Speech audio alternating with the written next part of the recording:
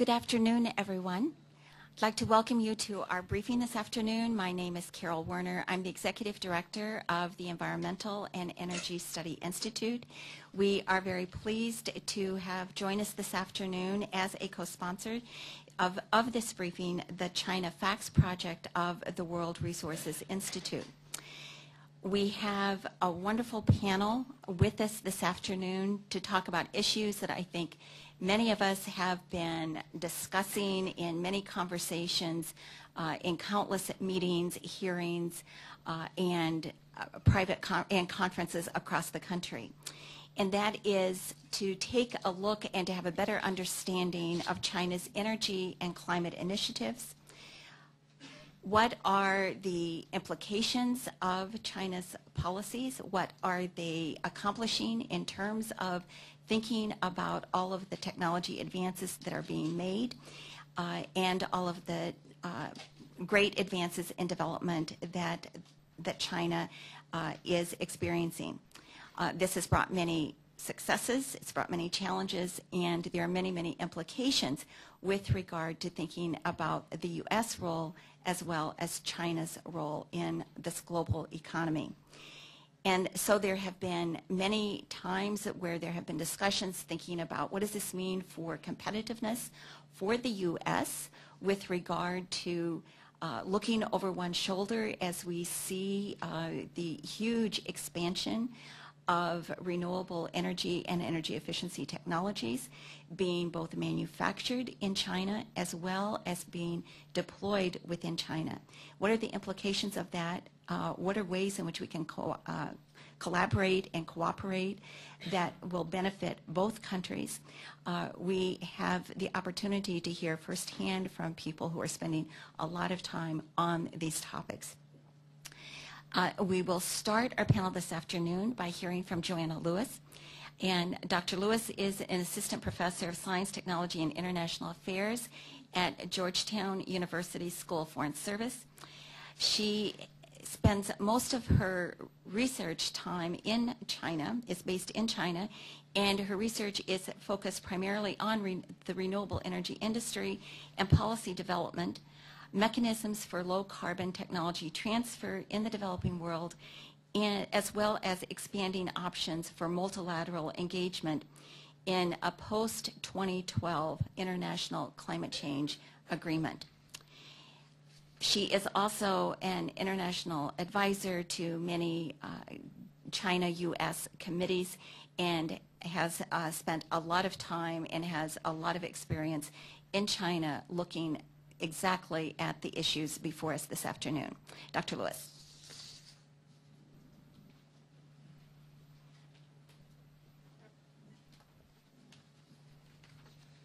Thank you. Great. So I wanted to start off my presentation today by highlighting some of the achievements that China has made in the area of clean energy over the last few years.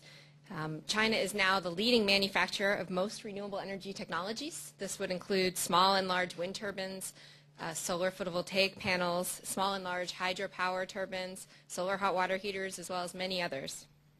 Last year, China became the largest wind market in the world and the world's largest user of clean energy overall. And China is not just doing this at a small scale. When you think about deploying solar and wind technology, they're doing this at a gigawatt scale. So this is the kind of scale that we are talking about with other more traditional power plant technology. China is one of the first countries to be looking at renewables as contributing a relatively large capacity to the electricity sector. And we've recently heard that China invested about $54 billion in clean energy last year, more than any other country in the world.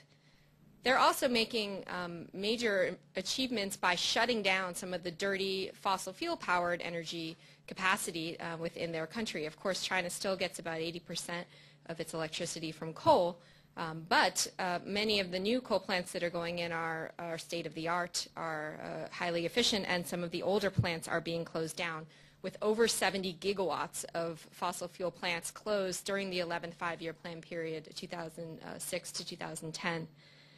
And China is putting in place many key improvements in the collection of energy statistics, as well as incentives for local enforcement. And this is what is allowing them to achieve many of the goals that they've put forward over the last few years and will be putting forward in the years to come. So today I'm going to focus on how some of these achievements were accomplished and what we might expect to see from China in the years ahead.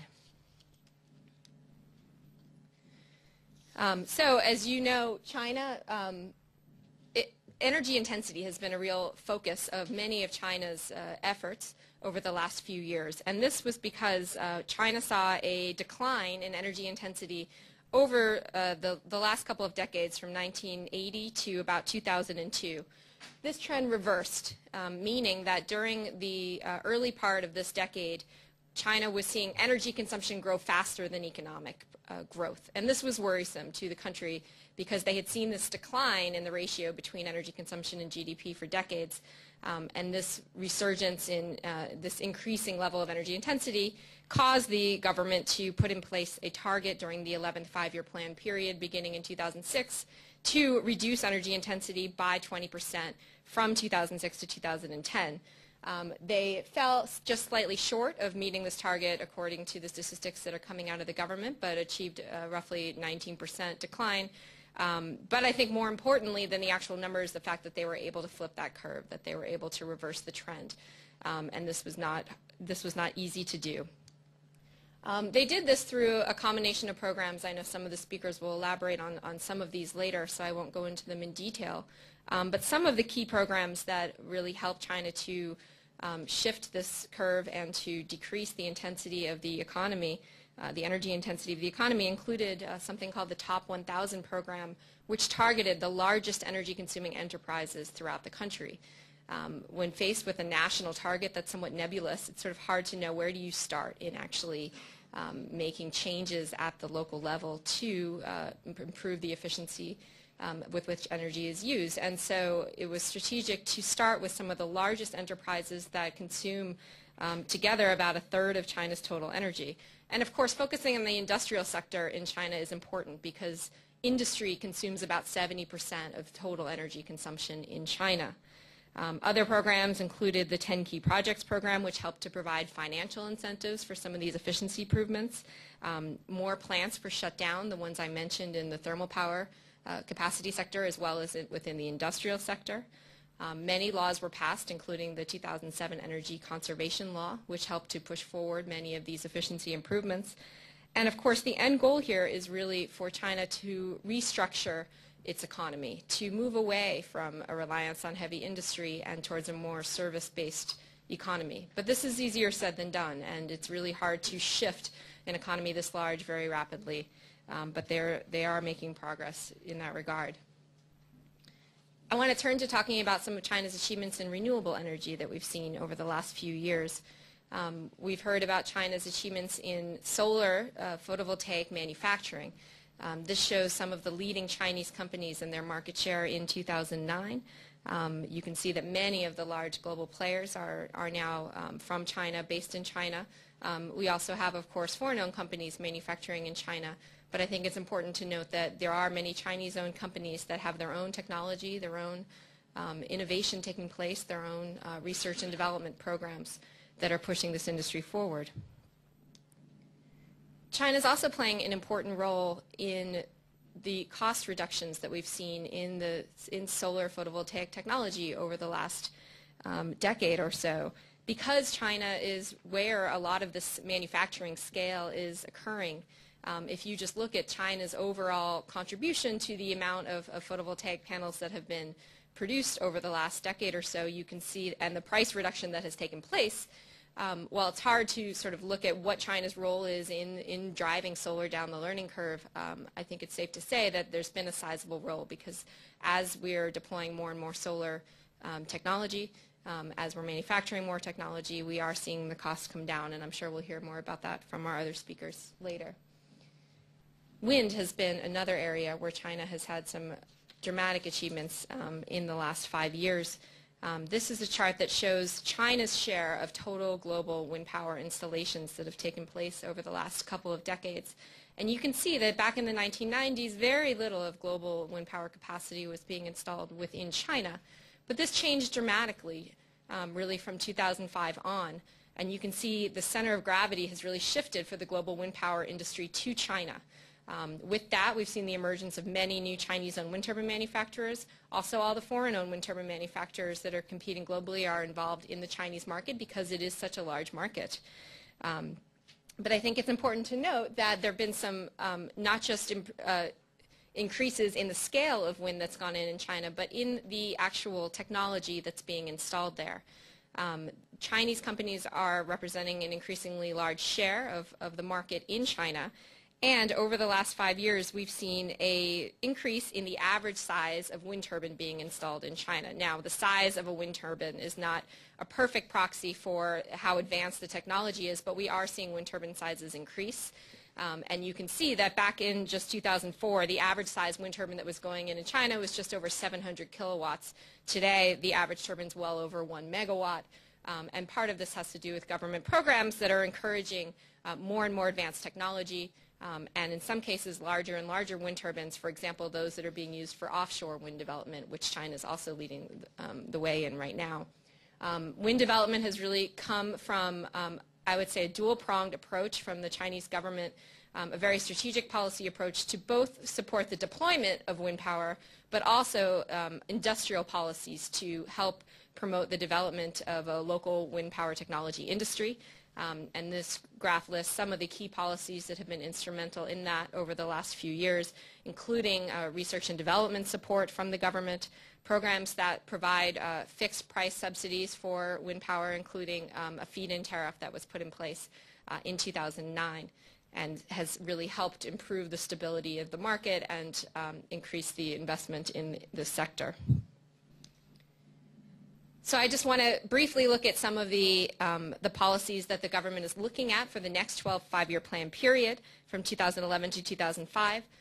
There is a new non-fossil energy target. This includes renewables as well as nuclear and hydropower, 11.4% of total energy use by 2015. This is an interim target to the 15% by 2020 target, which had been previously announced.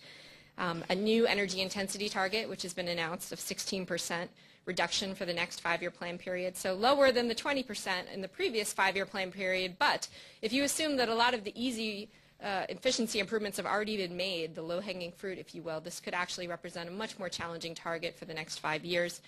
And we've seen a new target announced, a carbon intensity target. This is the first time China has announced an actual national level carbon target. It's again carbon indexed to economic growth, not an absolute target, but they're requiring a 17% reduction from 2011 to 2015. There's also strategic industries are being redefined in China and some new carbon policies, and I'm just going to briefly mention each of these. So in China, there have been what we call pillar industries, industries that have been targeted by the government as strategically important for national security and the public interest. And if you look at state-owned enterprises within China, about 70% of this ownership has been concentrated within these pillar industries. These are the traditional sectors like defense, telecom, the energy sectors. And within the 12th five-year plan, you've seen some interesting language defining what are being called new strategic and emerging industries within China, which are listed here. They include some of the energy conservation technologies, many of the renewable energy technologies, clean vehicle technologies. And the focus on these new industries will be important because they will likely receive access to dedicated industrial funds, be supported by industrial policy and research and development. So as I mentioned, the new carbon intensity target has been announced for 2015. This is part of a longer-term target which had been announced prior to the run-up to Copenhagen of a 40 to 45% reduction from 2005 levels by 2020.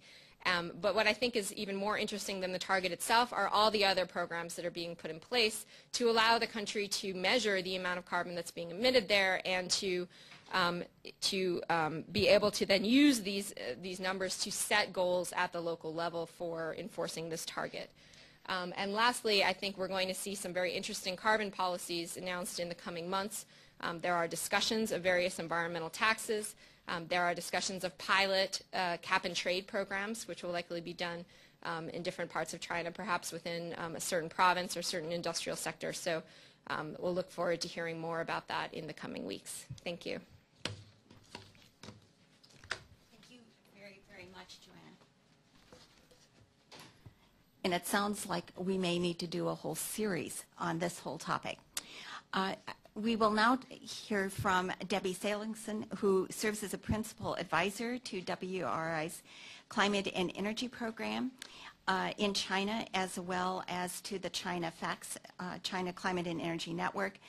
She does a lot of research and blogging with regard to issues connected to China and international climate policy, and has written quite recently on Chinese emissions technology issues as well as U.S.-China relations.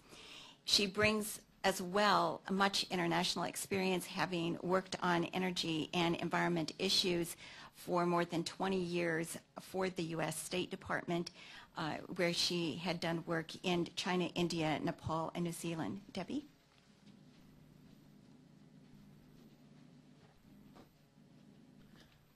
So I thought I'd give everybody a PowerPoint break today. So I'm just going to talk, and I'm going to follow on from Joanna's excellent presentation of where we are on Chinese climate and energy policy to give you kind of my perspective on why I think that's where China is. And then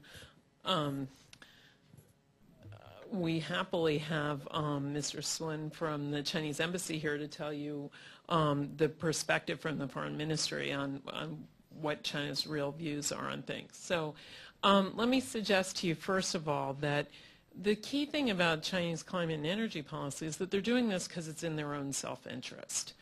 And there have been a number of drivers that have gotten to China to the point where this real energy transformation that's going on has become sort of front and center in economic policy. I think the first driver has been energy security. It's been a concern of China's basically from the founding of the People's Republic. Energy security is a concern not only about imports, it's also a concern about security of supply. I don't know if you all recall a couple years ago when China faced huge snowstorms and had trouble supplying coal to power plants in the south. A diversification of energy sources and making energy more efficient addresses the various types of energy security issues that China faces. Secondly, China has been increasingly facing its environmental problems. I've lived in China for 17 of the last 27 years. I first got to China in 1984, and back then China was actually using relatively little energy. I mean, in the evenings they basically rolled up the sidewalks. The place was dark by 8 o'clock.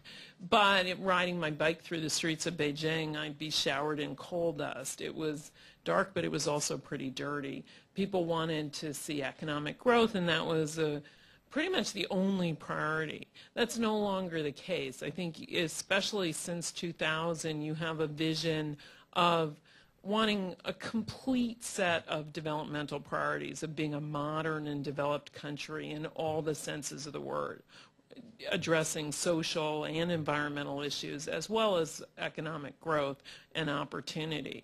And so we've seen the Ministry of Environment go from being an advisory body to being a regulatory body to becoming a ministry in 2007, and dealing with a wide variety of pollution issues has become important in the plan. While China did well on energy intensity under the 11th five-year plan, it actually exceeded its goals for the two environmental pollutants that it chose to regulate, sulfur dioxide and COD, chemical oxygen demand, a water pollution regulation.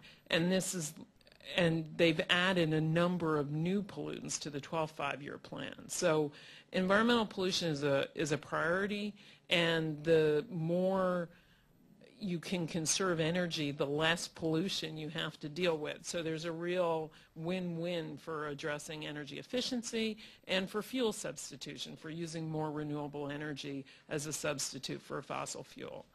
Thirdly, I think we've talked already a little bit about climate change as a priority, and I think Mr. Swim will talk some more about that. China is increasingly aware of the damage that climate change can do in China.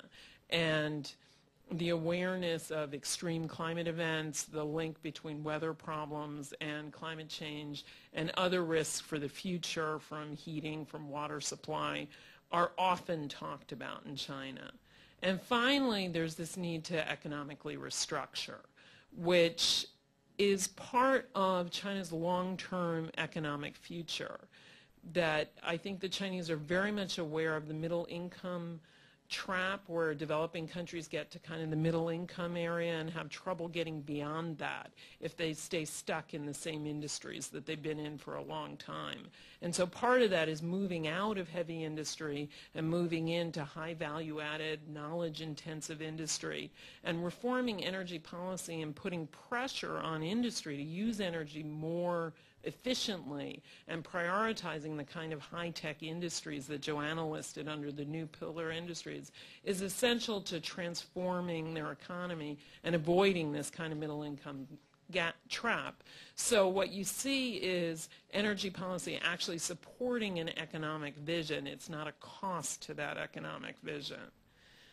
And I think Joanna has really well outlined what the policies are that they're using to get there. And so I will jump to my third point, which is that China really is seeing this as an opportunity. And I think this presents a challenge for the United States. Are we looking at this as a cost, or are we looking at this as an opportunity? There is a whole new set of industries out there that we have the opportunity to develop new companies, new industry, new opportunities, new markets, and are we going to be part of this or not? I think it's important to realize that, this is often characterized in the discussion in the United States as some kind of race that one country will win or a contest. The reality is this table is not of a given size. If the United States plays, we're talking about expanding the size of the table and expanding opportunity for everyone. If we have more demand here for clean energy, we actually create more opportunities for everyone. We also create a larger market where prices get driven down more rapidly, creating more opportunity not just in the U.S. and China, but for other countries around the world to invest more heavily in clean energy and making it cheaper for developing countries as they look to improve their energy supply. Because it is the case that having more energy up to a certain level, it improves the quality of life for people. I can say that China is today a brighter, warmer place than it was in 1984. But there is a need to do that in a way that's carbon conscious and cleaner and improves quality of life overall for people. And there's a real opportunity here also for synergies, for working together. We at the World Resources Institute are part of one of the U.S. Department of Energy's clean energy research centers focusing on clean coal. There are other ones that Mark heads, the one on clean buildings, and there's also one on electric vehicles. And these have been a tremendous new opportunity for academics, companies, and government to all work together in both countries to try to promote a cleaner future. And there's a tremendous enthusiasm in both sides for doing this kind of collaboration. There are a lot of opportunities to learn from each other, to experiment together, and to really promote this kind of transformation. And so the question is, how can each country use the things that we do best to actually promote this globally? So thank you.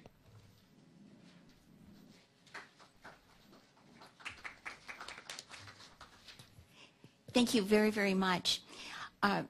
We are now going to turn to Mark Levine, and Dr. Levine has been working on energy efficiency issues for decades, and he is the senior staff scientist and the group leader and founder of the China Energy Group at Lawrence Berkeley National Lab. And he has been at the LBL for many years, where he had really built up the whole role of energy efficiency, and particularly in terms of buildings, when he was the leader of the energy analysis program. And then he became the director of the environmental division at the National Lab, and which he served in that role up through 2006. But I think what's really important to note about Mark is that for the last couple decades, his real passion has been working on promoting energy efficiency and doing analysis of energy efficiency in China. Mark.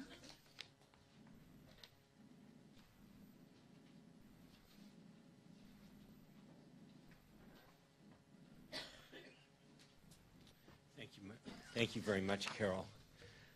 I have a lot of view graphs to go through, so let me start.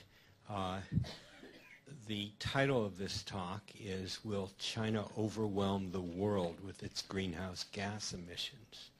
I'm particularly eager to give this talk in Washington, D.C., where I have heard that the statement made many times that, well, why should the U.S. bother when China is going to overwhelm us all? So I want to talk about that. It works.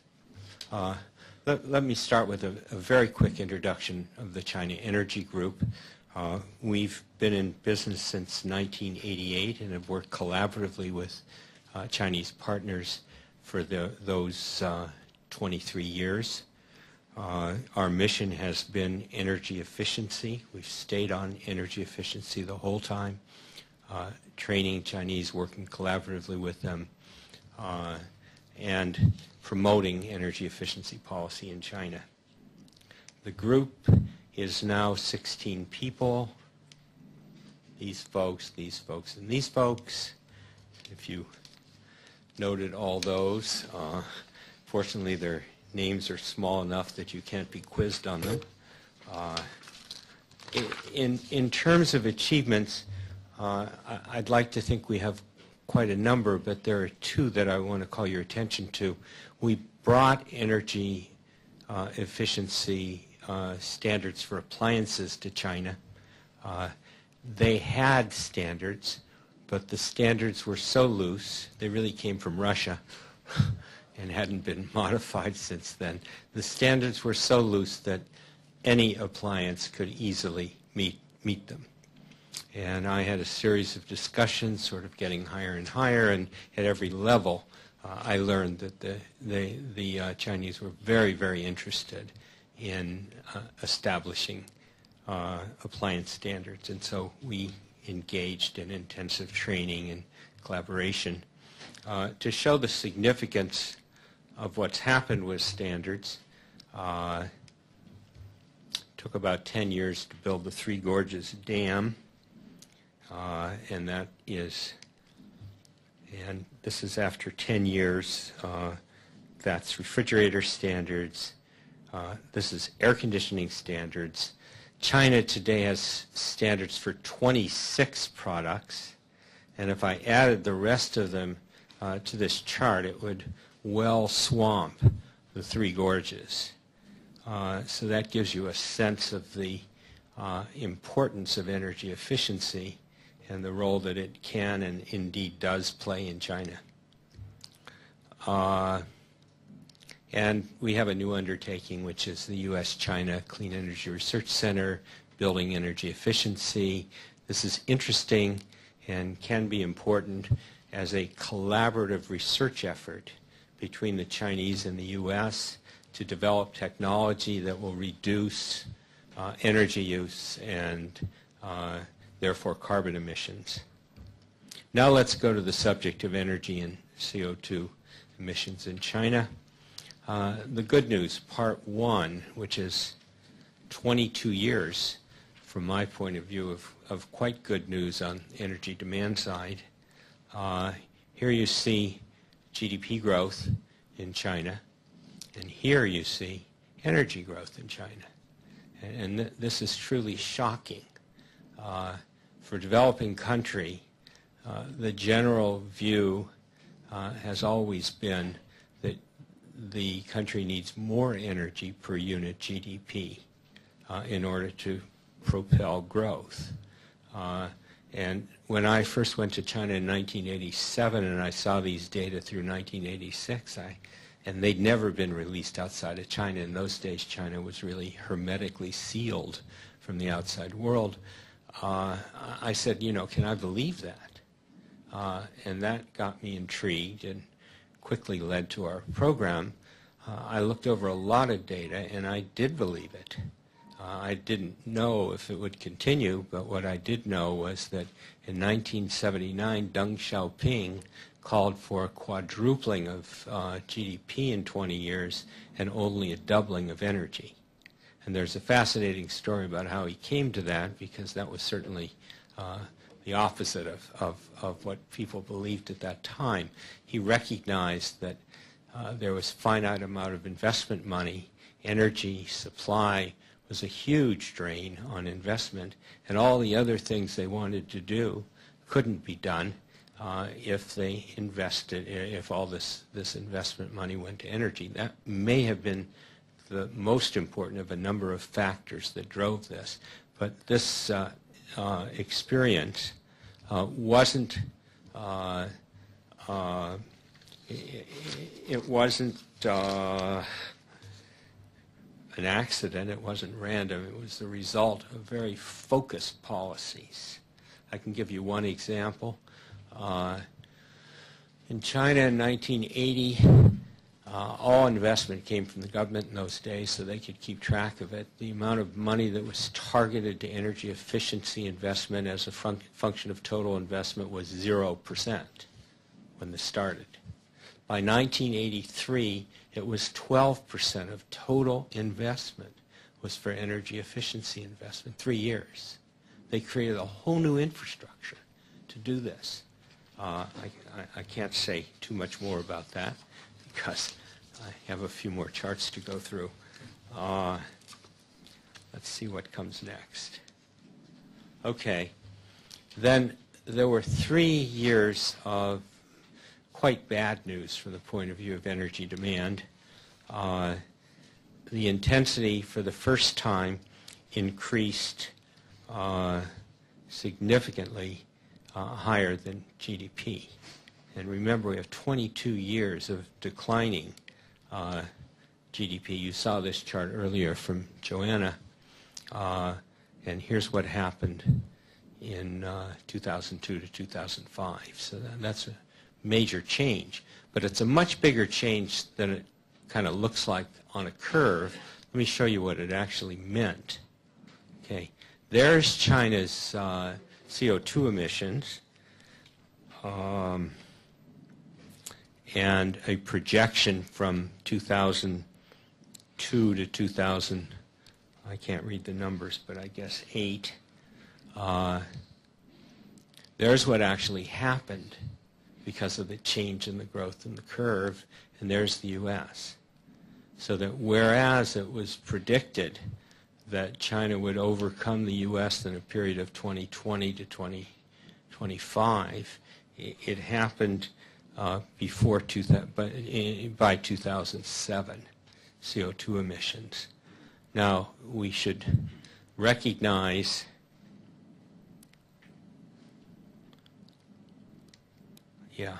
this is the chart that does that. There's the U.S. This is per capita. And this is China per capita. So it goes up significantly, but it's still barely above the world average and dramatically below the U.S., even in spite of the 2002 to 2005 period. There were reasons for that dramatic increase. China entered the WTO. China became a believer in free markets. I felt I was back in the Reagan era during those times when I was in China. They deconstructed a very efficient and effective policy apparatus for energy efficiency in the country. And they entered into a huge construction boom, in part due to WTO and other factors. And so the result was China's steel production, here I give you a plot, going from a little bit over 100 to all the way up to 250, and there's what happened. This is cement, and it went, in 2000 it was 600, it went to 1,400 in a period of 7 years. So that's what that curve means when it starts going up. So China has a huge impact. And in fact, by 2007, this was of great concern to the leaders of China, who had been steeped in the idea of energy efficiency, steeped in the idea of energy growing slower than GDP. It was something that was fundamentally believed in during that period. I was in China maybe 25, 30 times during that period, and they were very proud of that performance. Well, this just shows the comparison between U.S. and China. That will come up later, so you just notice how much greater China is than the U.S.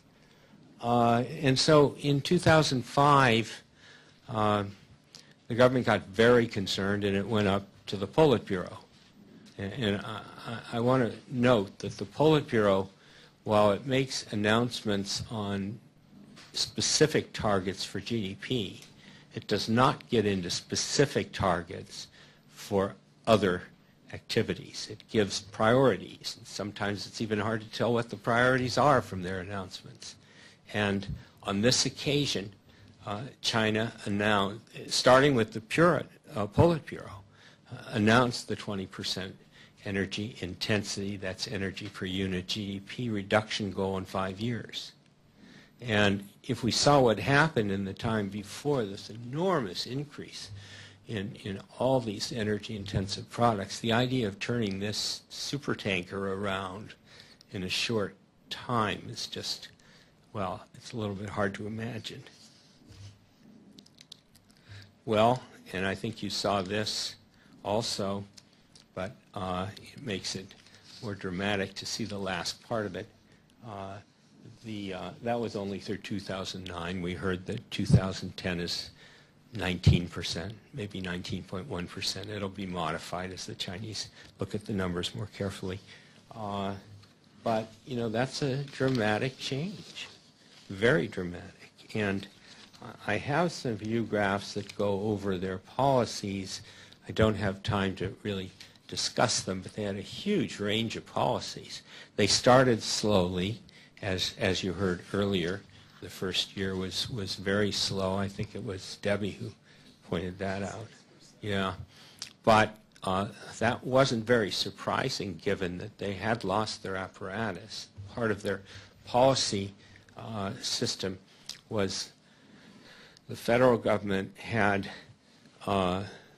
comparable bureaus at the provincial level, at the city level, and they passed on what was desired in energy efficiency. Now, it isn't true that the locals listen to the federal government. That's been a big problem in China, except if it's deemed extremely important, in which case the whole country is turned into that as an objective. And they found it very hard because of the reasons I said, but it is, in fact, remarkable that with the leadership saying this over and over and over again. In fact, this 19% was seen as a failure. They had to get 20. I think most of us now, even they perhaps, will hear from the foreign ministers, representatives. I hope they feel it was in fact a great success. Okay, I want to turn now to the future because this is the part that I have to say surprised me. I've done work on scenarios to 2030, 2025, 2030, and when we were asked to do 2050, I said, you know, I don't want to do that. I can't say anything about 2050. Well, it turns out that if you stop at 2030, you miss some very, very important things.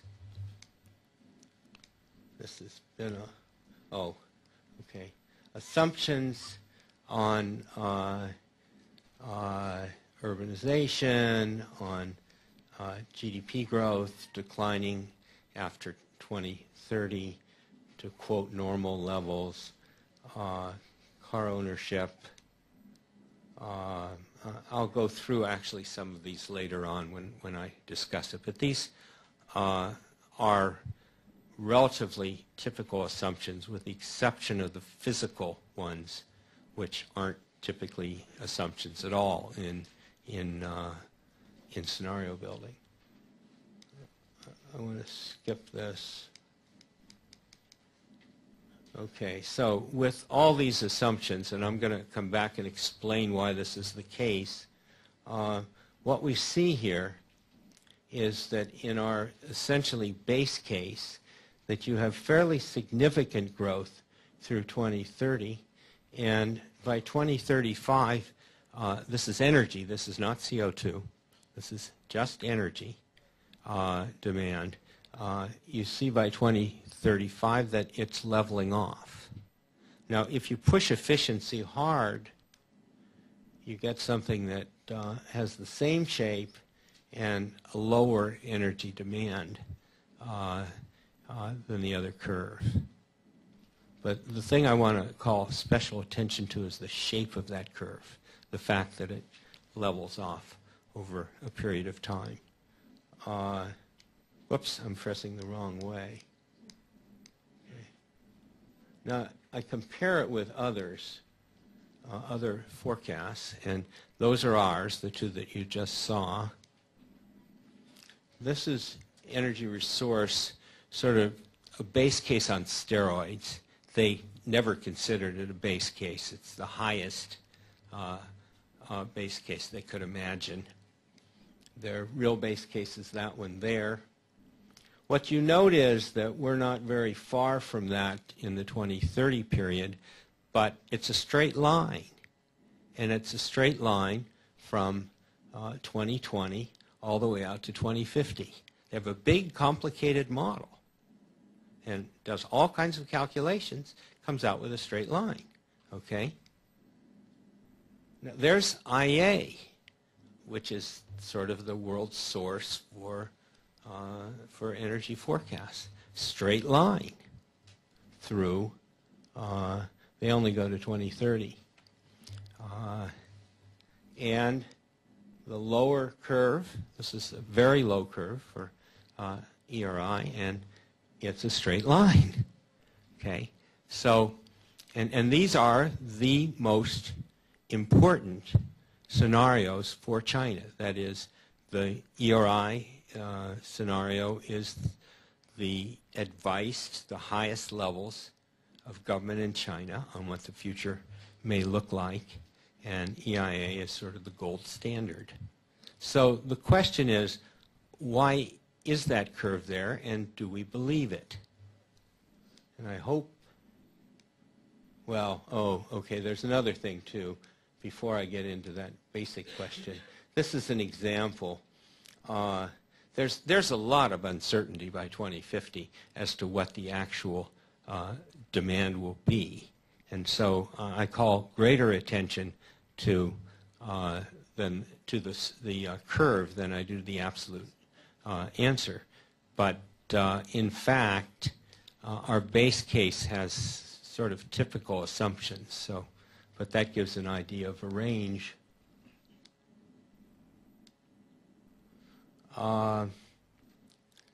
What's different about our model from all the others is that we've built it up from the bottom. We have refrigerators in the model. We have number of refrigerators, refrigerator sales, the energy use of refrigerators, the size of refrigerators, their efficiency. We have air conditioners, saturation, efficiency. We have all kinds of individual appliances. Similarly, we have buildings. We have building area per person.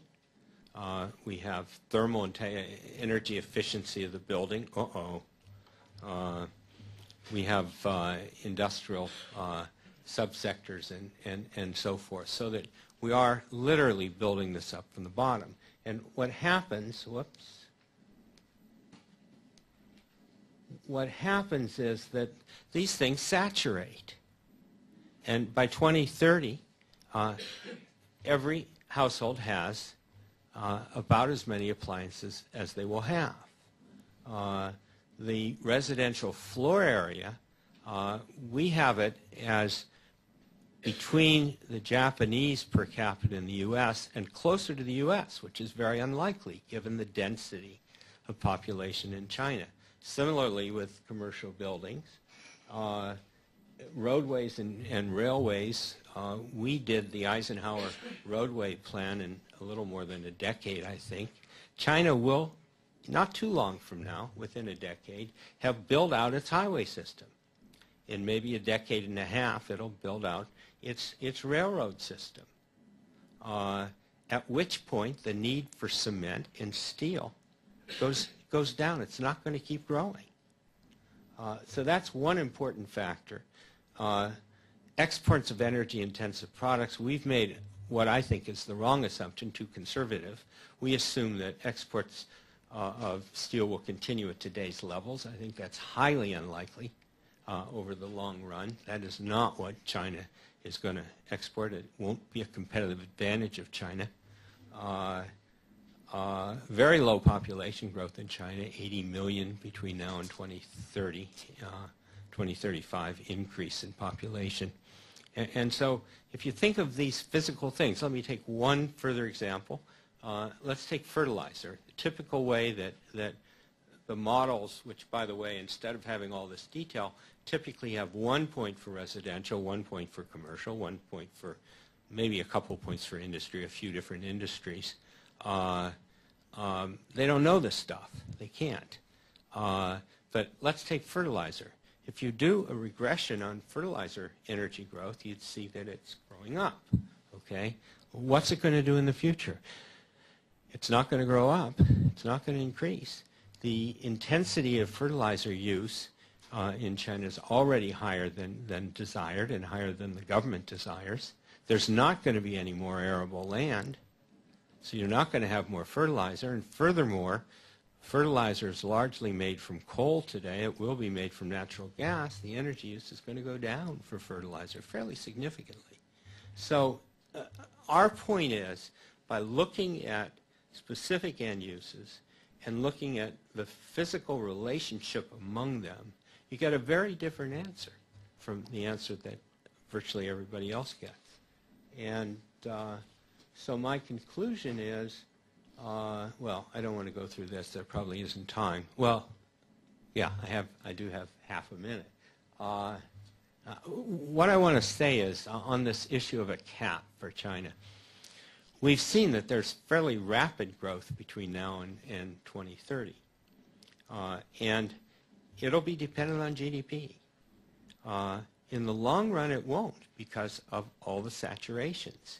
In fact, it'll be very highly dependent on energy efficiency because that's the one variable you have to play with over the long run. So for that reason, I think a cap in the short run is very difficult because you just can't predict these things. In the long run, I think it's entirely feasible for China.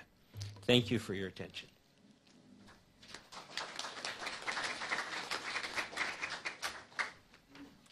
Thank you, Mark.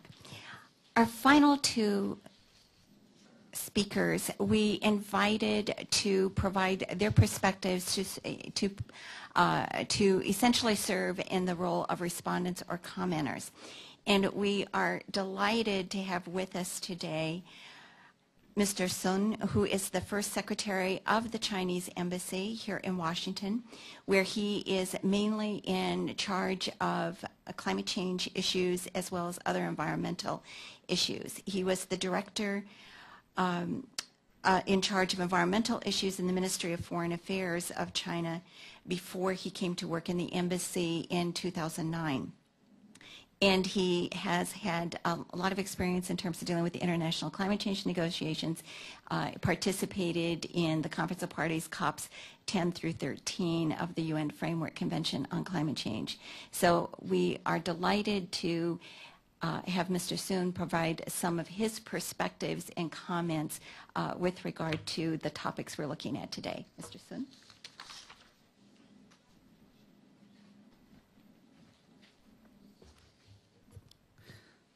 Thank you, Ms. Carroll, for inviting me to participate in this briefing. It is a great honor for me to make some response to the presentations already made on China's energy policies and measures. The Chinese government attaches great importance to the issue of energy security and climate change. We have taken a lot of measures to address this issue. So one measure is legislative measure. Next page. We, have adopted quite a lot of laws on energy and on the conservation of energy and renewable energy. So the first one, the energy conservation law, which was first adopted in 2002 and it was updated in 2007. And in 2005, we also adopted another very important law on energy, which is law on renewable energy, which provides stimulus to the development of Chinese renewable energy.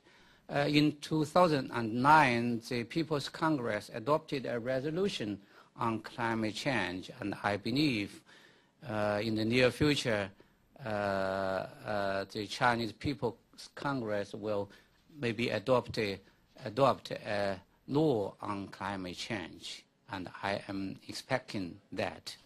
Next page, please. Apart from the legislative measures, we also adopted quite a lot of administrative measures. For example, the State Council formulated the mid- and long-term regulation to implement the energy conservation law, which is called the mid- and long-term regulation of energy conservation, which is very important and also conducive to the energy conservation of China. In order to address climate change, we also established a climate change leading group, which is chaired by the Premier himself, and also consisted about 20 ministries.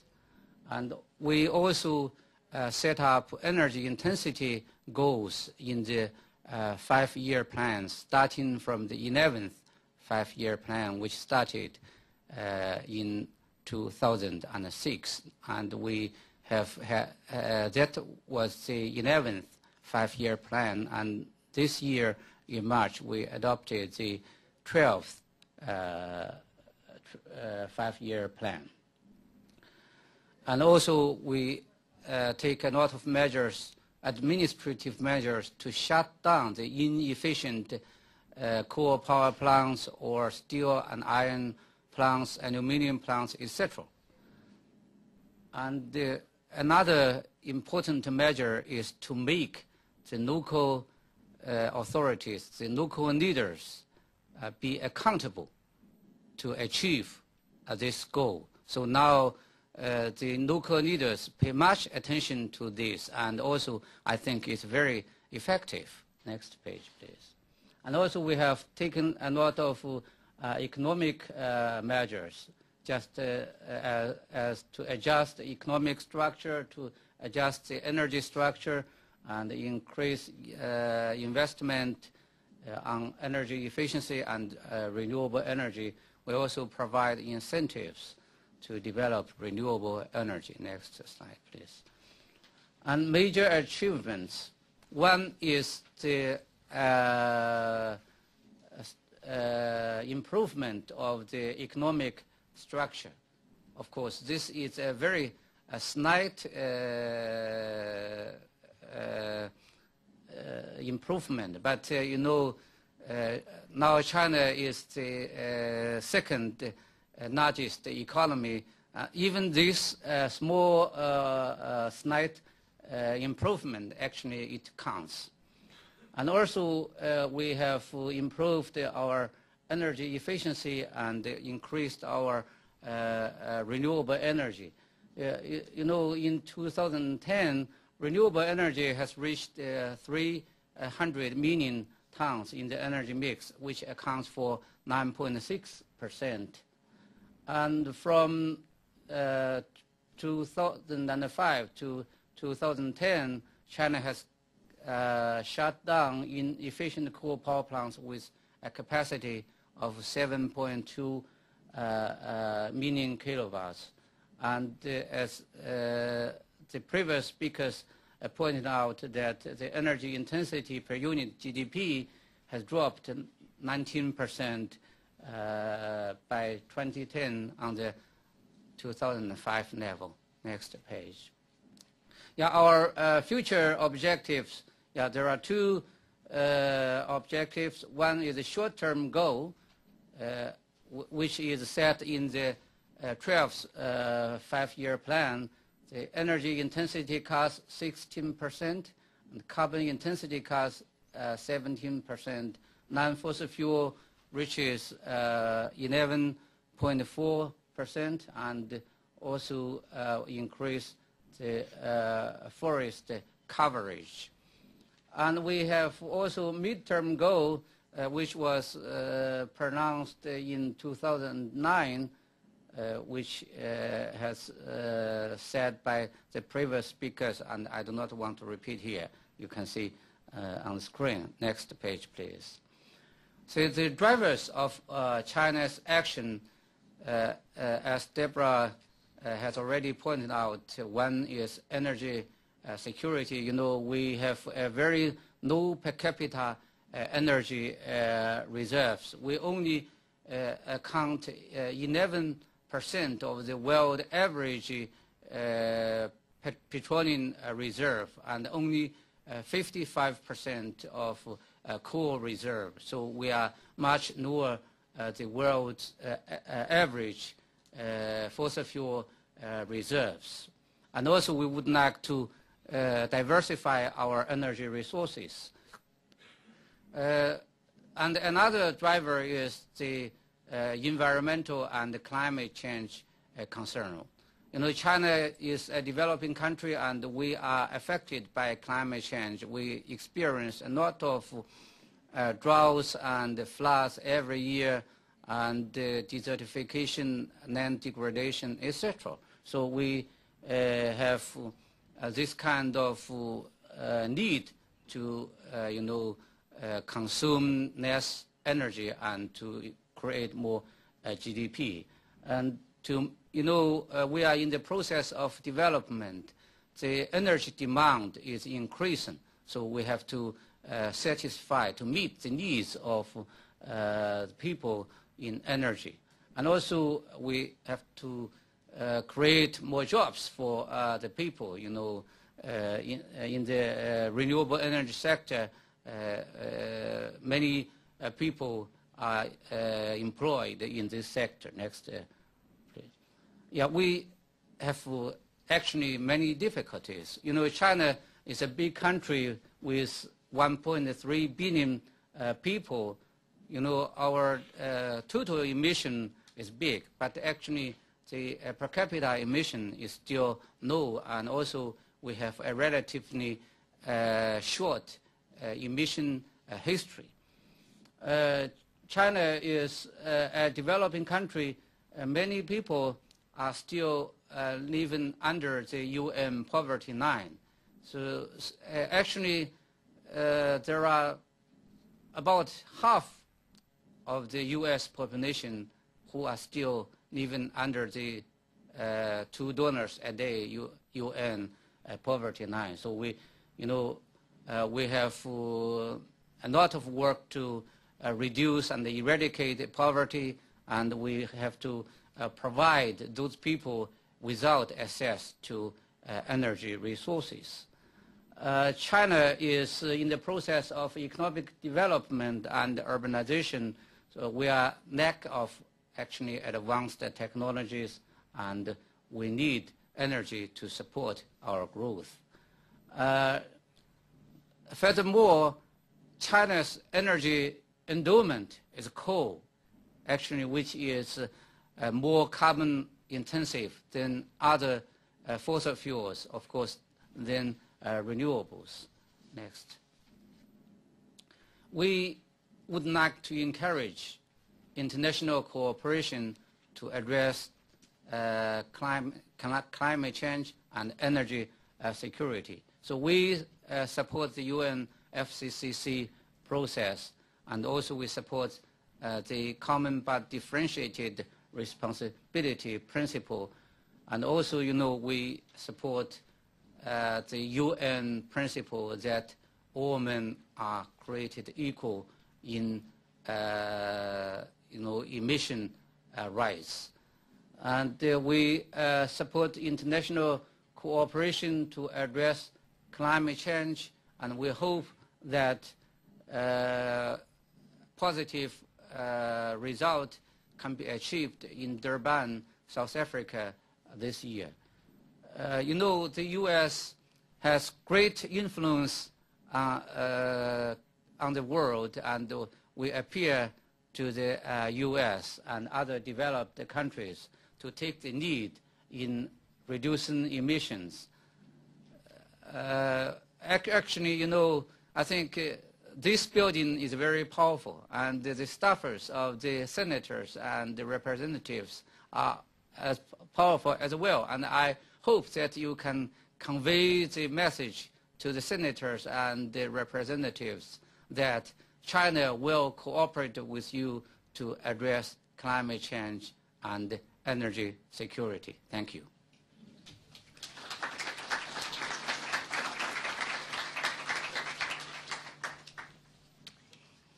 Thank you very much. And our final speaker to make some comments comes from a business perspective. There are any number of companies that are doing all sorts of work both in China, but also who are have companies and industries that are competing with China. And so to provide a little bit of perspective for a renewable company, we are going to hear from Kathy Weiss, who is the Vice President of Government Relations for First Solar, major solar company. Thank you. Hi, everyone. Thanks for coming out this afternoon. Glad to be here. So I thought I'd just take maybe 2 slides, tell you a little bit about First Solar, talk about our perspective on policies and markets, and then finish up with a couple of comments on our experience in China. So First Solar was formed in 1999, and we launched production in 2002. We're among the largest PV manufacturers in the world. We make an advanced technology thin film, which basically describes the process that's used in the semiconductor material. So basically the manufacturing process is you start with a sheet of glass, it goes through the machine, 2.5 hours later it comes out as a solar module, and the semiconductor material is deposited on the glass in a vapor, and it's just a very thin film of semiconductor material. We've got annual manufacturing capacity of just a little bit over 2 gigawatts with announced expansions that'll get us to just under 3 gigawatts by 2012. Often folks hear, you hear folks saying that, China's cleaning our clock in terms of technology and solar investment, and we take issue a little bit with that. We're a U.S. company. The technology that I just described was actually came out of work that the DOE was doing with the University of Toledo, and right now we are the lowest cost producer in the world at 75 cents a watt as of the end of last year. Our technology has the smallest carbon footprint and fastest energy payback time. And we also have a pre-funded, so at the time of sale, we put into a third-party account funds that will take back and recycle the modules at their end of life. We were ranked by Forbes magazine in 2009 and 2010 as the fastest growing technology company, and we've produced to date over 48 million solar modules. So this is just a quick picture of our global footprint. So we're here in the U.S. We've got manufacturing facility in Ohio, offices all throughout California, project development in Canada, offices in New York, our EPC team, which basically because we're a project developer as well in the U.S., they engineer, procure, and construct utility scale solar projects. Most of the ones we have in the U.S. are in the Southwest, and they range from anywhere from 50 to 550 megawatt projects that we've got right now in various phases of development. We have manufacturing in Germany, as well as Malaysia, and we've announced new manufacturing facilities in Vietnam and a second manufacturing facility in Arizona to start construction in the next month or so. So this sort of simple slide is really pretty powerful, and it gives you a pretty easy visual of the way we look at the solar markets and where we are today and where we need to go and what has to happen in order to get there. So the little red line just starting out there, that's kind of where we've been for the last 10 years. You've got an industry that's highly dependent on subsidy markets and those markets with very rich subsidies. But we're moving really now into what we would call transition markets, and those are markets that are now more willing to invest in solar energy because the prices come down, the subsidies that are needed aren't as great, and the competitiveness compared to other alternatives is improved. But also the infrastructure, the policy infrastructure is starting to take shape so that you can actually deploy solar into these markets. Plus, if you look at the cost of whether it's wholesale or retail electricity, some places you're just going to be more competitive without the need for subsidies or with lower subsidies because of the cost in that market. So right now, I mean, this transition markets is really important, and that's where China plays a big role and the U.S. plays a big role, and certainly Europe continues to play a big role, because what we need to do is make sure that there is consistency in policy, that there's collaboration across countries, across markets, and with the industry, so that we can get to a point where the industry scales, costs can continue to come down, we're more competitive with traditional fossil fuel energy sources, and you're building in places where it makes sense to build, where there's high radiance, and we can continue to move on the curve where then we're actually a sustainable industry and markets are sustainable because you've got the policy infrastructure in place. And this just gives you a quick picture of the power of scaling. So the bars on the right show just our company and our growth in manufacturing, and the curve there shows coming down the cost line. So the good news is if you look at the 2012 bar, there's continued growing global demand for our product. Feed-in tariffs have been the largest policy driver. If you look, 77%, that's the policy that's been used in Europe, and China has a feed-in tariff that they've announced, as well as other countries. The U.S.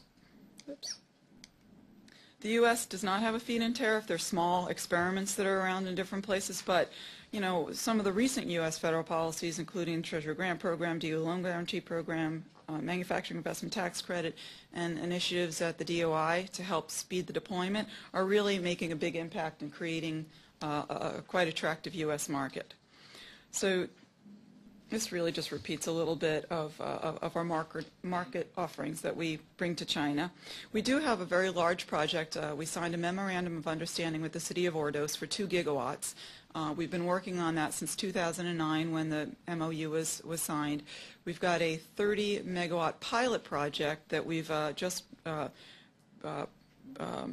our pre-feasibility study approved, and we've also partnered with China's Guangdong Nuclear Solar Energy Development Company to do the build-out of that project. So this timeline gives you a quick look at 2009 and some of the different steps that China's taken between now and this year to put their solar incentives policy in place.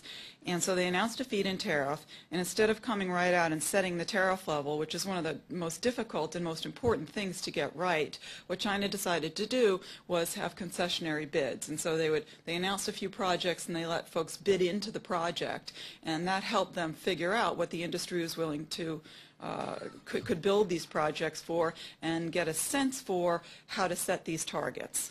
And then there was a second round of concessionary bids in 2010, and we expect that there could be a third round this year. So this is a quick snapshot of the China solar market, and you can see the enormous growth that occurred between 2009 and where we expect the end of the year numbers at 2010 to come out. And so you've got about 36% of that is large-scale solar. The BIPV is sort of the built environment PV, and then other, which would be commercial and residential installations, about half of it. It's a lot of words on this, but basically it just goes into a little bit more detail about each of the sectors, so the large-scale PV sector and the distributed and rooftop sector. As others have mentioned, the 5-year plan has just been announced. There's incredibly important targets in there for solar, so between 5 and 10 gigawatts by 2015, which is just an enormous amount, and certainly would make China the world's largest solar market if we're talking about numbers like that.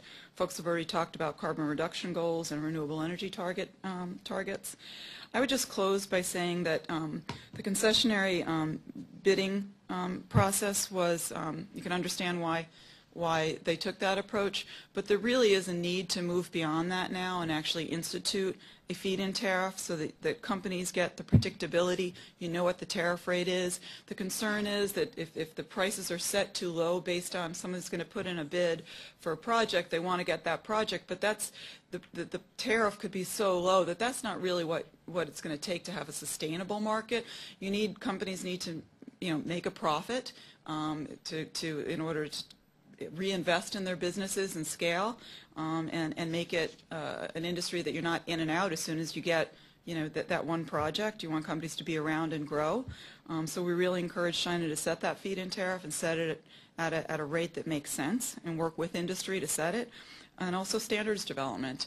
And there's been some good initial efforts to work with the world community on standard setting that makes sense. We support a life cycle assessment approach to setting benchmarks. Certainly the issue of IP protection, grid interconnection, and other tax policies are all areas that we're interested in collaborating as China moves from some trial policies into setting more long-term policies. Thank you.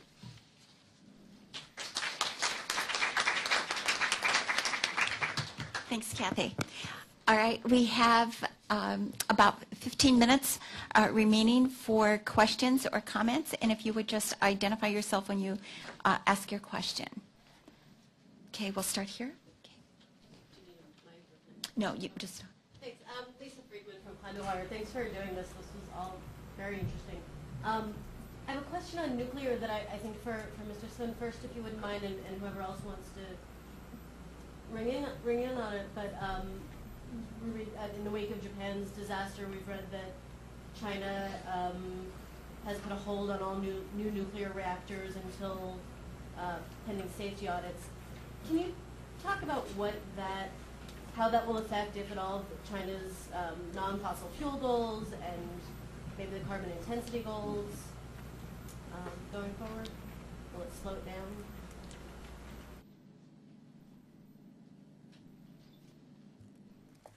Yeah, thank you very much for your question. I think these measures are temporary measures. Actually, it only just ensures the safety of nuclear power. And as time goes on, I think the Chinese government will lift these measures and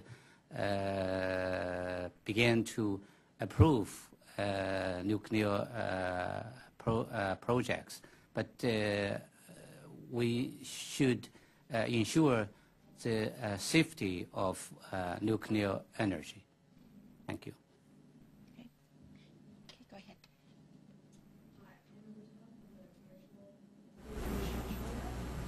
And I'm curious if you can say a little bit more about some of the key improvements in energy and greenhouse gas data collection, and also if there are any implications for listing energy and environment under national defense in the key industries, or key strategic industries.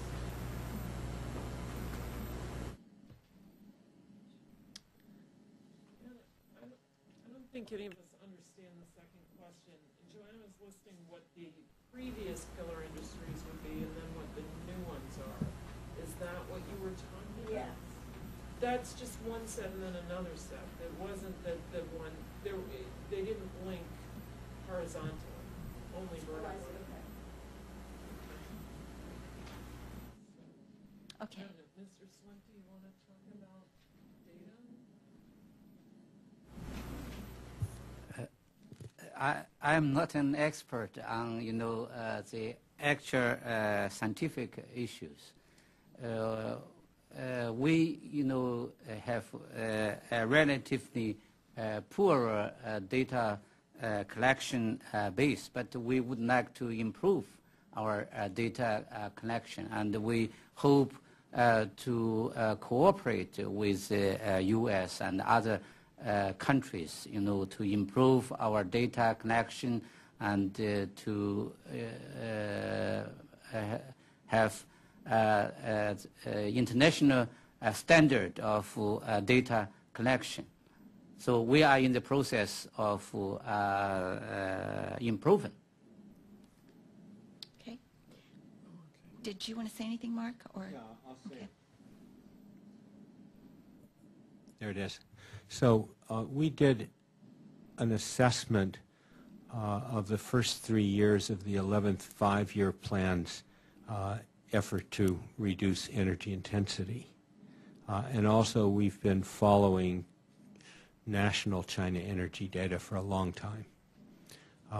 We observed that in the late 90s, the National Bureau of Statistics lost a lot of staff, as well as other parts of the government that I talked about. And we were quite worried about the quality of the data at that time.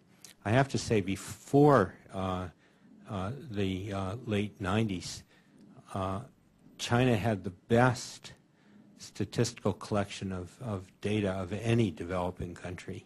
We once did a comparison with India, and there was no comparison. You could fill in most of the boxes from China. We noticed one of the things that's quite important at the aggregate level is that supply and demand have to be equal, minus exports plus imports plus whatever you have left over to storage.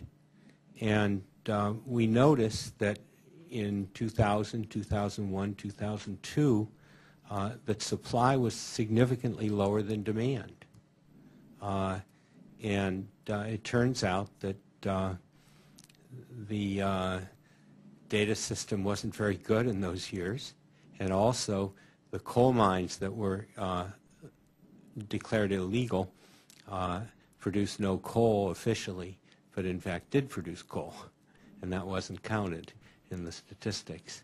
But China came back and revised the numbers, so that at a national level you have a way of comparing and knowing if the data makes sense or not. When we looked at individual programs and tried to evaluate programs in the 11th five-year plan, it was very difficult. And for example, in the 1,000 Enterprise program, China did a very unusual thing. They had the enterprises report both to SBS at the national level and through their chain. And that was to try to get better statistics on that program. But there continue to be problems. But there is an apparatus. There used to be. They built it up again. And whether it's resilient enough to keep track of CO2 emissions, probably not. But they have a basis. Let me add a couple things. There's specific language in the 12th five-year plan on improving measurement and reporting systems. So it's one of the things that was in both the party document in October and then in the actual plan that was passed in March. One of the things that I think has been a huge advantage is because China set its carbon intensity goal prior to Copenhagen, so now almost a year and a half ago, there's been a lot more time for preparing for this plan goal than there usually is. Usually you don't know what the plan goal is until the plan is announced at the National People's Congress. For this one, there wasn't a lot of question about what it was going to be. And there's been a lot of back and forth between the center and the provinces over the last year, working out a lot of the data questions, discussing what the targets are going to be for individual provinces, although those haven't actually been set yet. But there's been a lot more research and a focus on getting those statistical information systems in better order than they had been. You can derive basic carbon dioxide numbers from the energy use because China committed to an energy-related greenhouse gas target, so not non-energy sources. But there's also going to be additional separate carbon dioxide data because they set a target for nitrous oxides, and the equipment you use to monitor NOx also collects carbon dioxide data. How that's going to be used yet, we don't know, but there should be a lot more information out there in this 12th five-year plan period than there has been in the past, and there's certainly been a lot more attention to building up the statistical systems in the last couple of years than there had been for a while prior. I would just quickly add, I think most has been covered, but a lot of the statistical improvements are motivated by these domestic targets, but the international climate negotiations also have made some important progress in the area of national communications and increased, more frequent, more accurate greenhouse gas inventories that non-Annex 1 countries will be submitting. So China is one of these countries that has been supportive of that and will be updating their national inventories to the UN in line with the agreements in Cancun and Copenhagen. Okay. We've got a lot of hands. We'll start here and work our way back first. Okay. Yeah, hi, my name is Hans Martin, and I just wanted to bring up the 2010 U.S.-China Economic Security Review Commission report identified 3 major challenges to U.S.-China energy cooperation, that being intellectual property rights issues, disenfranchising U.S. corporations, and the lack of transparency in China. And I'm just wondering if I could get your perspectives on how to move forward and address those challenges. Thank you very much. That could be another whole seminar, but anyway. Who wants to take first? Go ahead. Yeah. I'm sure that Kathy may have some comments on this, but I think that one thing that we're seeing in China is in terms of improvements in the intellectual property rights system is that as more innovation is taking place within China, as more companies are investing larger amounts of R&D, they have a much bigger stake in the intellectual property that they're developing and protecting it. So I think that this is actually one area that will be positive for U.S.-China cooperation, for foreign investment generally within China.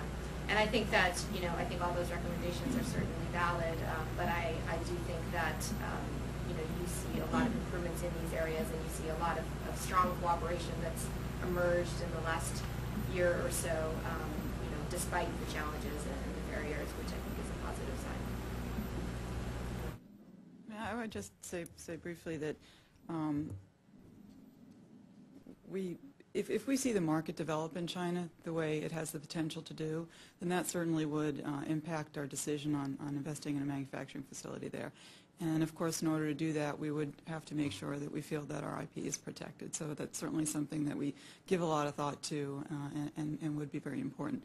You know, I think my reaction to the comment on transparency is that, you know, pretty much whatever market we're working in, and that includes the U.S., there are always transparency issues. So it's just one of those things where you know, forums like this, forums that you know, whether it's government to government or business to business, is really helpful. And the more we can do that, the better off it'll be, because there are challenges. If you're planning a business and you're planning investments, you not only want transparency, but you want consistency, and you want everybody to be on a level playing field. And I can think of, you know, several markets that we're in that's a challenge. One thing to add is the number of energy partnerships that we're seeing in the last year or two has been just incredible. You have U.S. Major power companies partnering up with Chinese power companies for the first time ever. You have new alliances with the state grid company in China, which is going to be very important for the whole question of smart grid and grid expansion in both countries. So while there are these challenges, I think it's been my experience over the last 25 years that most of the way they've actually been addressed has been by companies coming up with things that protect themselves and meet their own best interests. And one assumes that they don't actually make agreements unless they are in their own interests. So I think these are things that they often talk about with the Chinese government as well. Sometimes the transparency issue is that things get published in Chinese that people don't even know are out there. But there are other issues as well. And it has been incredible how much more open about energy and climate policy Chinese government officials have been in the last couple of years, and getting out and meeting with people and talking about what the policy is. And that's certainly a tremendous plus. Mr. Sun? With regard to the protection of IP, I think I can tell you very clearly that the Chinese government has strong resolution to protect intellectual property. And of course, during the course of implementation of Chinese law on the protection of intellectual property, maybe there are some companies violate that. As soon as the government got the knowledge, we will, you know, suppress this kind of infringement. There is no question about that. With regard to transparency, we would also like to improve transparency. And, you know, some Chinese companies are also concerned with transparency here in the United States, because many Chinese companies want to invest in the U.S. and they do not know the procedures, the laws and regulations, and the custom and the traditions to invest in the United States. So they would also like to have more transparency of the U.S. to open to the Chinese enterprises. Thank you. Okay, thank you. All right. We'll work our way back. Okay, right here first, and then we'll get to the rest of you, and we'll take a few more minutes. Okay?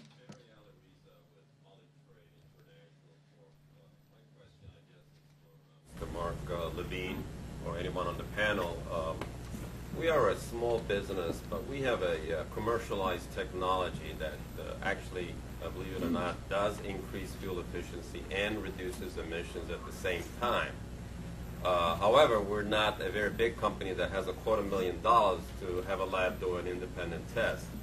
So is your organization, through the China Energy Group or any other organizations, a lab that you know out there that might be willing to take a look at our technology? And how do we go about that process? Tell me again what your technology is. It is a catalyst that increases fuel efficiency about 15 to 20%, and it reduces emissions 38 to 60%. And if used in China, we can probably get as high as 25% fuel efficiency. What it does is, in a nutshell, is it breaks down the hydrocarbon chains into small individual pieces of hydrocarbons. It coats it, interacts with the heat, and you end up getting a complete combustion. That- It atomizes the fuel. That may be a question that should be dealt with perhaps after the briefing in terms of getting into that kind of specificity with regard to a given technology. Because we only have a few minutes left, I want to see whether there are any other questions on the topic for the panel. Okay, here first, and then we'll take one more. Okay. You said from global climate change. Several of you mentioned programs like the Top 1,000 and kind of named the programs, but I'm wondering if you could just very briefly kind of explain what the policy tools might be behind those efficiencies, if there was a difference between how the program approached state-owned enterprises or private business or different sectors, if there was any broad themes that you might identify in that. Thank you. Let me take a crack at that. For the top 1,000, there are quotas that have been negotiated between the industries and the government, and the companies are under a lot of, shall we say, pressure to meet them. But they have the benefit of having subsidized loans, and the subsidy is 250 RMB per ton of coal saved. But they have to demonstrate in the first year, but they have to demonstrate that they've actually saved that coal. So it's an interesting approach. Moving forward, China expects to use energy service companies as a way of investing in energy efficiency. In the building sector, what China's done is has greatly improved their inspection programs, and that has made a significant difference. Well, those are some examples of policies. You wanted to say something about that? So, but if you want all of them, that's what we have the China Facts website for. So there's a fact sheet on the Top 1,000 program there. There are fact sheets on the Big 10 projects, other energy efficiency projects, and it lists all the policies. There's benchmarking, there are inspections, there's all kinds of things. We also list a lot of them in the paper we did on measurement, reporting, and verification a year and a half ago on the World Resources Institute website. But it's a useful way to get that is from China Facts. The other website I would recommend to you is Mr. Sun's organization's website, the Climate Change China website, ccchina.gov.cn, which has an incredible wealth of information in both Chinese and English. And if you want details on all this, our study of policies and programs in the 11th five-year plan, you can get it off of china.lbl.gov. Lots of reports there. Great. Two last questions, over here and then over there. Okay.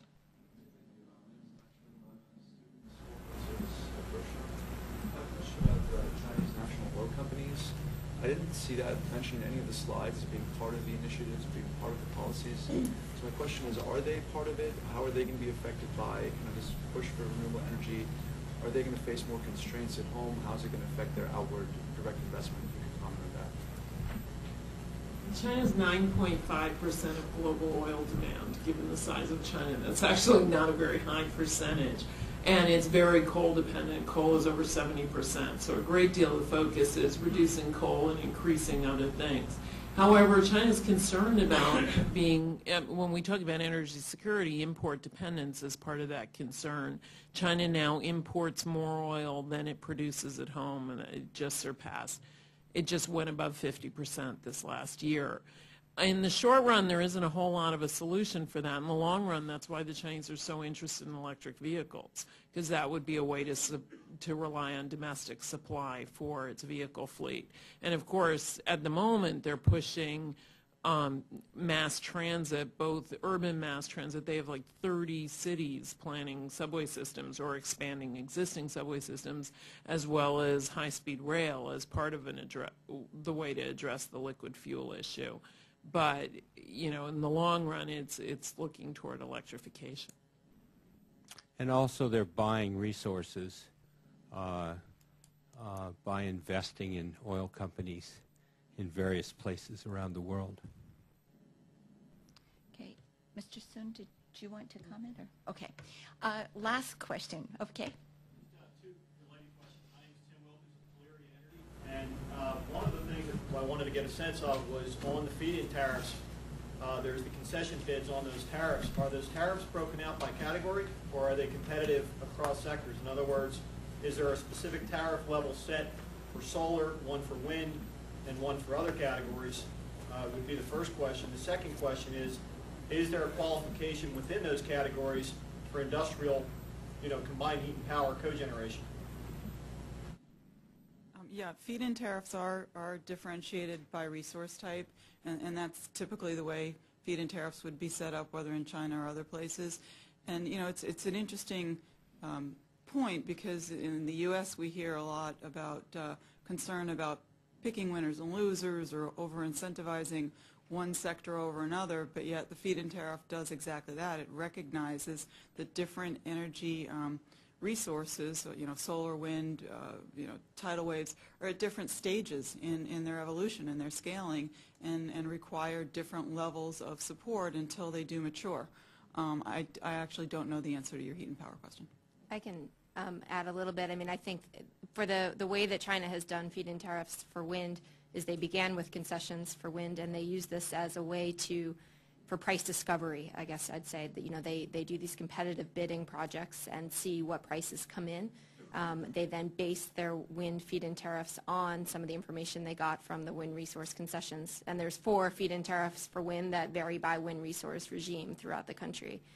There is no national standardized feed-in tariff yet for solar. They've done some project-based feed-in tariffs, and they're doing these large-scale concessions, as Kathy mentioned, which could be an indication that they'll use a similar system as they did for wind, using these concessions for price discovery and establish a national feed-in tariff. But I think there is some concern that the level that you would need to subsidize solar deployment is still quite a lot higher than for wind. It is still more expensive, so the government is assessing what the level should be. And then these would be just for renewables. There are separate pricing systems for combined heat and power, but I don't think it would. Yeah, there's feed-in tariff for biomass, but I'm not sure about the CHP tariff, how that's priced. And are you thinking about CHP from coal or from natural gas? I think I'm actually sort of indifferent on fuel sources.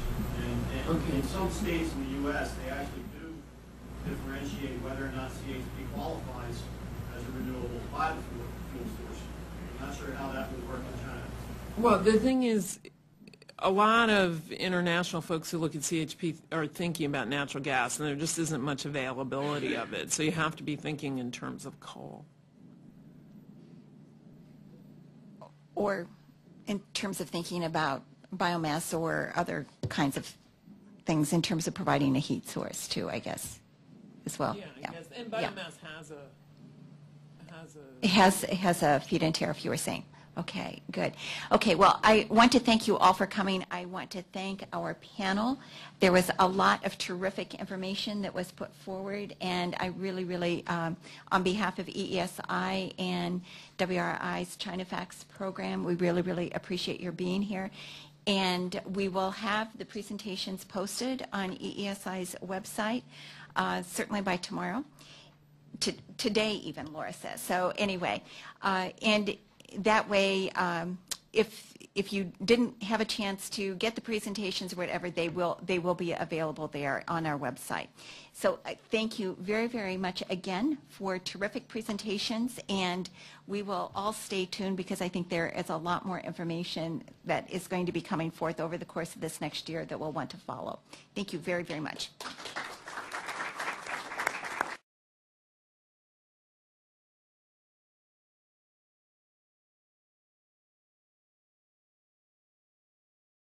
We will start our panel this afternoon by hearing from Joanna Lewis.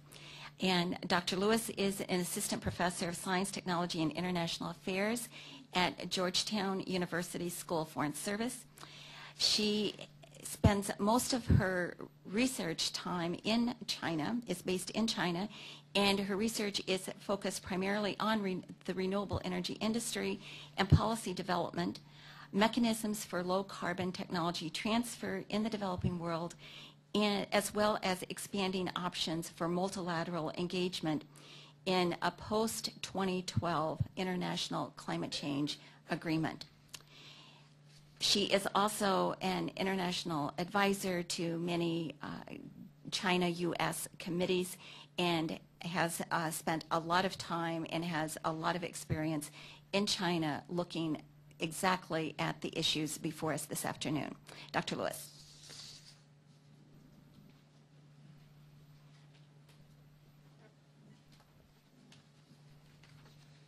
Thank you.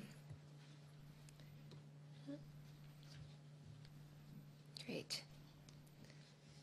So I wanted to start off my presentation today by highlighting some of the achievements that China has made in the area of clean energy over the last few years. China is now the leading manufacturer of most renewable energy technologies. This would include small and large wind turbines, solar photovoltaic panels, small and large hydropower turbines, solar hot water heaters, as well as many others. Last year, China became the largest wind market in the world and the world's largest user of clean energy overall. And China is not just doing this at a small scale. When you think about deploying solar and wind technology, they're doing this at a gigawatt scale. So this is the kind of scale that we are talking about with other more traditional power plant technology. China is one of the first countries to be looking at renewables as contributing a relatively large capacity to the electricity sector. And we've recently heard that China invested about $54 billion in clean energy last year, more than any other country in the world.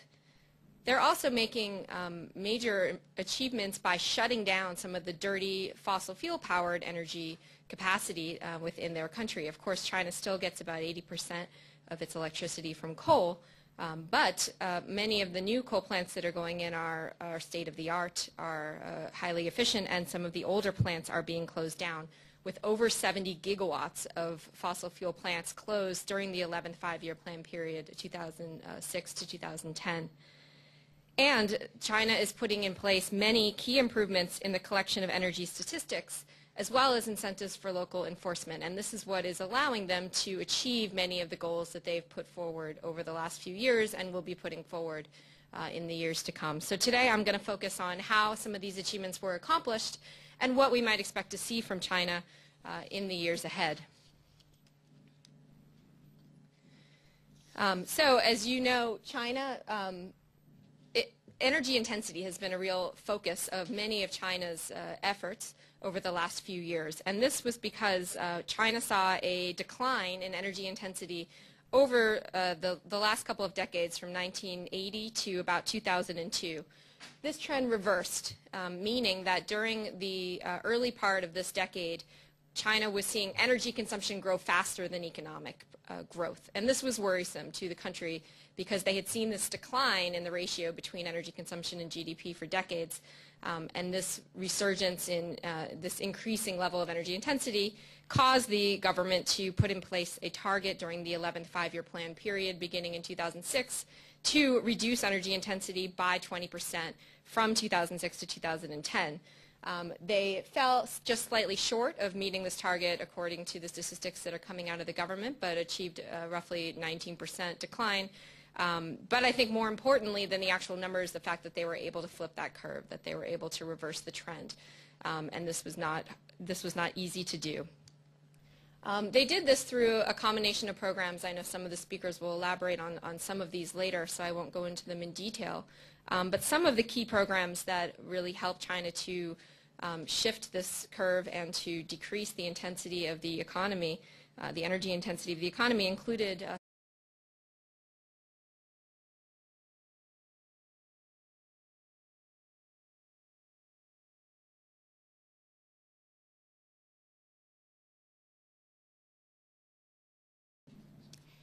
Good afternoon, everyone. I'd like to welcome you to our briefing this afternoon. My name is Carol Werner. I'm the Executive Director of the Environmental and Energy Study Institute. We are very pleased to have joined us this afternoon as a co-sponsor of this briefing, the China Facts Project of the World Resources Institute.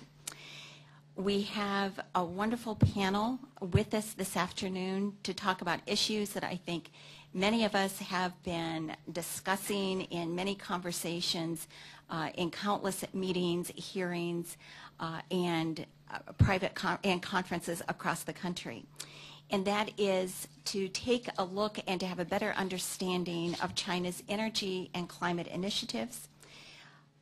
What are the implications of China's policies? What are they accomplishing in terms of thinking about all of the technology advances that are being made and all of the great advances in development that China is experiencing? This has brought many successes, it's brought many challenges, and there are many, many implications with regard to thinking about the U.S. role as well as China's role in this global economy. And so there have been many times where there have been discussions thinking about what does this mean for competitiveness for the U.S. with regard to looking over one shoulder as we see the huge expansion of renewable energy and energy efficiency technologies being both manufactured in China as well as being deployed within China. What are the implications of that? What are ways in which we can collaborate and cooperate that will benefit both countries? We have the opportunity to hear firsthand from people who are spending a lot of time on these topics. And the price reduction that has taken place, while it's hard to sort of look at what China's role is in driving solar down the learning curve, I think it's safe to say that there's been a sizable role, because as we're deploying more and more solar technology, as we're manufacturing more technology, we are seeing the costs come down, and I'm sure we'll hear more about that from our other speakers later. Wind has been another area where China has had some dramatic achievements in the last 5 years. This is a chart that shows China's share of total global wind power installations that have taken place over the last couple of decades. And you can see that back in the 1990s, very little of global wind power capacity was being installed within China.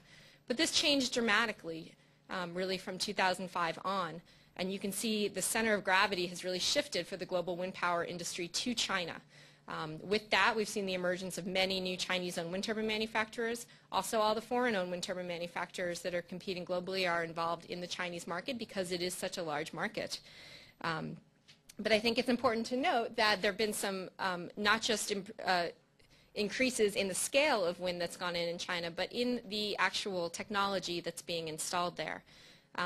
Chinese companies are representing an increasingly large share of the market in China.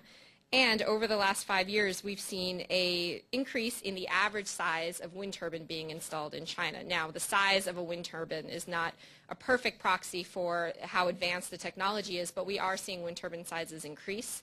And you can see that back in just 2004, the average size wind turbine that was going in China was just over 700 kilowatts. Today, the average turbine is well over 1 megawatt.